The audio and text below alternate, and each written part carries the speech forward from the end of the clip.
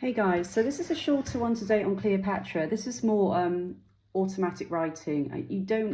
You don't always go into a trance or anything like that. I pick up images and words anyway, so this is more, I like doing these. It's almost like more channeled information. So I do have some of your questions here about Cleopatra. Now we can do a part 2 as well. Also going forward, I know celebrity readings can be fun. I read the Daily Mail daily. I read the Daily Mail daily. I love like E-News, I love Real Housewives, I love all that. It's just fun, okay? But at the same time, I do want to move away from all the celebrity readings. I will still be doing them, but I'm more interested in spiritual growth and development, what's going on in the world. So less of the Hollywood stuff, to let you know. Like I said, I will do them now and again, but I've been feeling like I've wanted to move away from that for quite some time now. I really do enjoy readings like historical readings as well, like things like Cleopatra, mysteries, things like that. Something that we can actually learn. We can learn something from them. So anyway, here we go. How did she really die? Now, the image I got was she wanted to take her own life. I saw an image of her holding her hands to her throat, okay? She didn't die like that, okay? It was poison as such, it was poison. But it wasn't a snake from what I saw. It was a vial, okay, that they kept handy anyway. Royalty kept handy, but I'll go into that now. So I saw an image of her holding her hands to the throat, and this is more than just because Antony had died, okay? What she's trying to say is by holding her hands to her throat, she wanted to be in charge of her own destiny, were the words I got. She wanted to be in charge of her own destiny and not have others put her to death or try and capture her. Okay, so I did feel she was poisoned, and I kept seeing these little glass vials, tiny glass vials, and there were vials on tap, okay, meaning there were so many of these vials around in palace, and most royalty had a way out if they needed it. It was common knowledge in that palace that there were always these things. Do you know what I'm even getting now?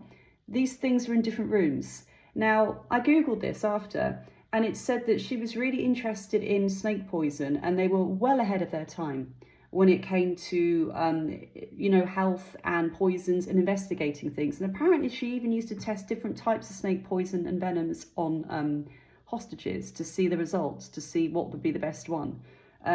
So I did get lots of vials, but in different rooms. So it's almost like if I got captured in that room or they're outside the doors, then I've got one in this room. If I'm at the end of that room and I don't have a vial and they can capture me or torture me or whatever, I'm going to be in trouble. So I know it sounds really morbid, but I do feel there were these tiny glass vials, tiny amounts of fluid, honestly, tiny, like maybe 2-3 mil, okay, around the palace in specific rooms if she needed a get out. But I feel this is the top floor.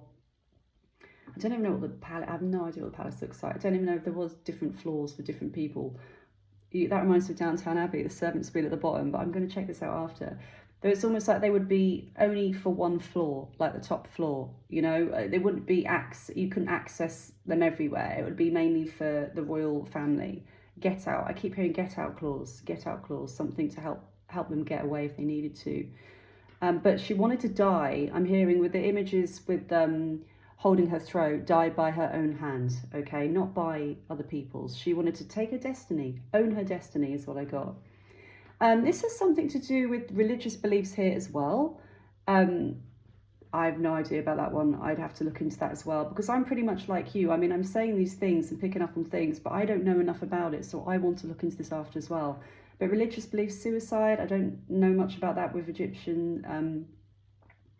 I know there was links to the snakes, but I'm not sure much on that one yet. I need to look into that more. Did she really love Mark Antony? Okay, that was one of the questions, because obviously I've seen the Richard Burton film. Mark Antony served a purpose. I'm just going to turn this off because I've got healing music playing in the background as well. That sounds bad. Mark Antony served a purpose, okay? So over time, she did grow to trust him more. Obviously, they had kids together as well. But she did not go into the connection wanting him as a lover in that sense. She didn't see him and think, oh my God, he's stunning. Wow, can't wait to have him in my bed. No, hello, she's surrounded by hotties. She can have whoever she wants. She's not going to pick him, okay? So over time, she did grow to trust him, but it wasn't in a lover. She didn't look at him and think, oh, wow, you'd make an amazing lover and well, you're so sexy. No, it didn't start like that. Didn't start like that. She wanted loyalty over love. That's what I heard. So she wanted his loyalty over love, and she heard from others she could turn him. He would be the one that she could actually turn, as in she could turn him to get his support over all. Because he was like, I don't even know much about Mark Antony. I'm sorry, guys. It wasn't one of the things I did in history, specifically this topic. But it's almost like she knew if she won him over, he would go back as a spokesperson. And I'm hearing put in a good word. And there's even a joke now about, I'm getting goosebumps. You know when you might like someone, or you hear someone say, oh, do you know that Sarah? Yeah, I really like Sarah. Can you put a good word in for me? It's kind of that vibe about putting a good word in for her. So he served his purpose. He served a purpose to begin with. That's what it's about. I'm hearing him also being a spokesperson for her. And also, I said about the snake venom, and they were way ahead of their time when it came to healthcare and experimental healthcare. God knows what a healthcare would be like that back then. Oh my God, can you imagine? She also wanted to get across how advanced they were with their medical care. She was very, very proud of that. And there were new technologies, or should I say new ways of medical healing, that she wanted them to be aware. It's like, give us the respect we are due. In some ways, we are so advanced compared to Rome. And she wanted them to know that, as in she wanted their respect. Okay, so again, him being a spokesperson, I also get Mark Antony, because he had free roam in the palace, to see how things were done there and to go back and kind of big them up in a way,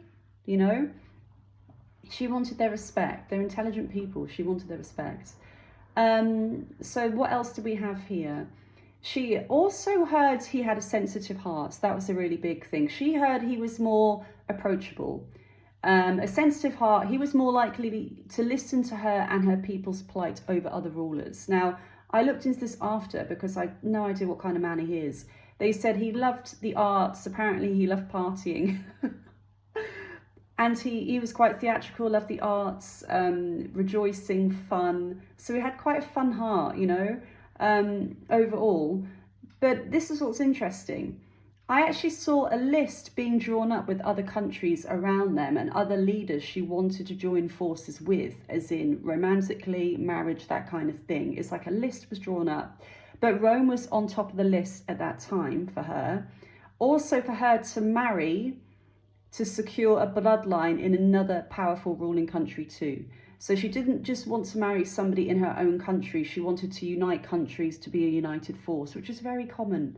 It's very common even before World War I, II. Even then, our royal family mixed with Germans. We're obviously the UK royal family. We have Germans in our family. Everyone mixed. You used to try and tie countries together for support.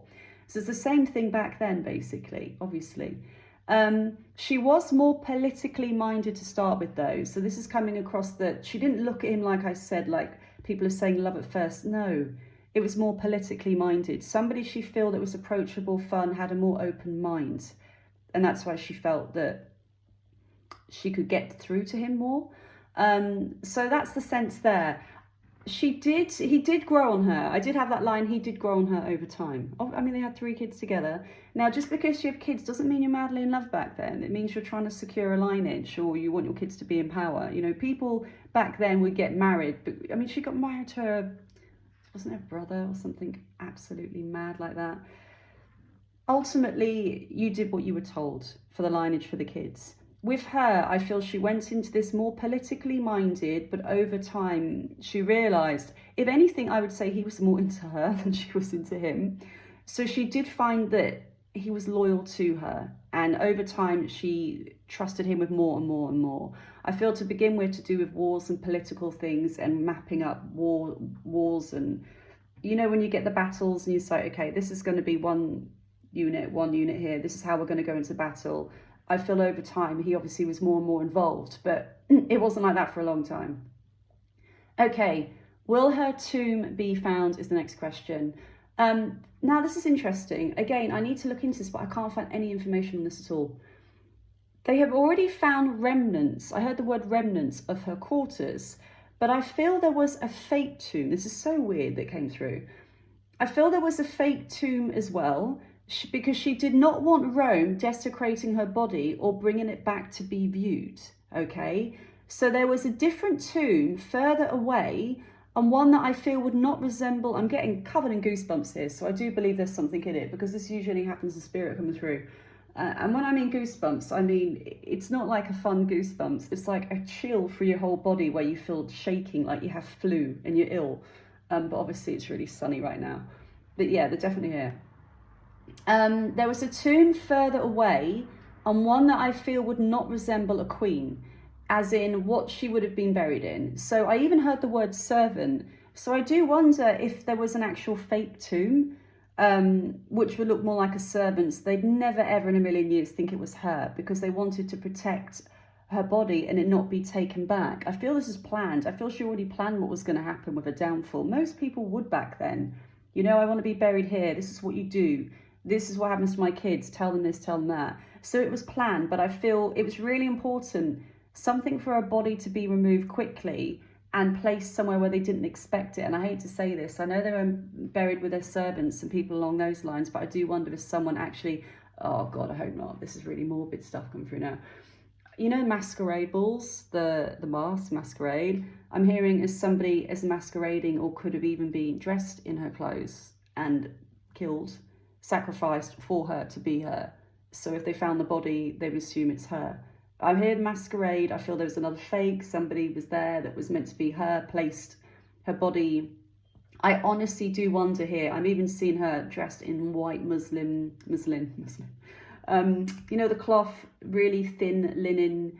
It's almost like I'm hearing servant garb, beige, grey, neutral colours, nothing special about it at all.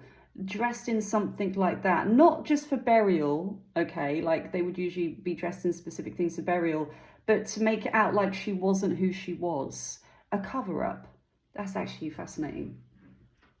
I wish I could find out more on that now. I do know they buried people with them when they died, like the wasn't it the Vikings as well? They would actually have people sacrificed with them. But it's something to do with that masquerade ball, but masquerading on her death, her body being removed somewhere to pretend it's somebody else so they wouldn't get her body.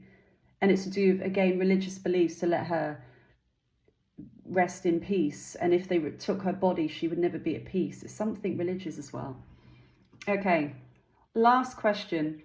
What does she think about today's world leaders? So, I'm laughing straight away. Too many men and egos in power. We need more peacemakers. She said, we need more mothers. We need more mothers. Now, you can't always say women are great rulers either, okay? But I will say, New Zealand did pretty well. But we need more mothers was the line here, more mothers. People that actually want peace, that want the kids to grow up, that want their families to go to nice schools, and not even nice schools, just to live in peace, to have enough of what they need. Oh, to have what they need. Oh, okay, so the information's coming through. To have enough of what they need rather than what they want, which would be some of the male ego aspects, is I want this. It's more of an ego aspect of I need this, I want this country, I want this power, I want this power. So whereas if there was more mothers, what she's trying to say is ruling. Remember, she's talking about her time, not ours now, okay? It's almost like you would have enough of what you need. You know, you would have enough food, you'd have enough clothing, you'd go to safe schools, you'd be brought up in safe communities. You would think like that. That's what she's trying to get across. What you need, not what you want. I want more gold, I want more oil, I want this, I want power. That's actually quite interesting. She also resented being forced to marry to keep the male lineage alive. So she doesn't believe in lineages and families. As in, lineage means nothing, and often these people are out of touch. Now, again, she's not just on about our royal family. She's not specifically targeting a royal family, probably. It's more to do with the fact that back then as well, because there was so much intermarriage, interbreeding, as they say, because of that, you had a lot of issues, mental health issues, health issues. So if you keep breeding, she's saying cattle, breeding like cattle in that way, The rulers are going to be very unstable, but they kept doing it to keep the lineage going, but it just created more instability mentally going forward. It wasn't good. So that's what she's trying to say about lineage. Lineage isn't what you might think lineage being, okay, like the royal family. She's seeing it differently. Okay, I don't mind doing a part 2 at some point, but that came really easily. That information came so easily, but I want to know about the masquerade now. She showed a mask being put over her face, like the masquerade balls you get with the sticks, you know, like, what's that film with Tom Cruise, Nicole Kidman, Eyes Wide Shut? That kind of mask, but trying to say that after she died, that happened to her. So I do wonder if they made her out to be someone else, like a servant. That's really interesting. Right, I'm off. Love you guys. I will be doing, like I said, more. I am going to be doing in future. I will warn you, people that are here. I will be doing more historical readings, more readings about the world. If there's something we can learn from it as well, like specific relationships, but I'm not just going to be doing, you know, he dumped her because she wasn't happy and PR. I'm just not. I enjoy it. Don't get me wrong. I enjoy watching it. I enjoy reading it, but doing it again and again, I feel I want more from my channel. Listen to me, my channel. It's not even a big channel. I love you guys. I love you. I did know some other people did secrets of the ocean and questions about the ocean and certain animals. So I'd be interested to do that as well. If there's anything on how orcas feel or dolphins feel or things along those lines, I think that'd be really interesting. Imagine communicating with a dolphin. That'd be amazing. I'd love that. Okay, right. Love you guys. Bye.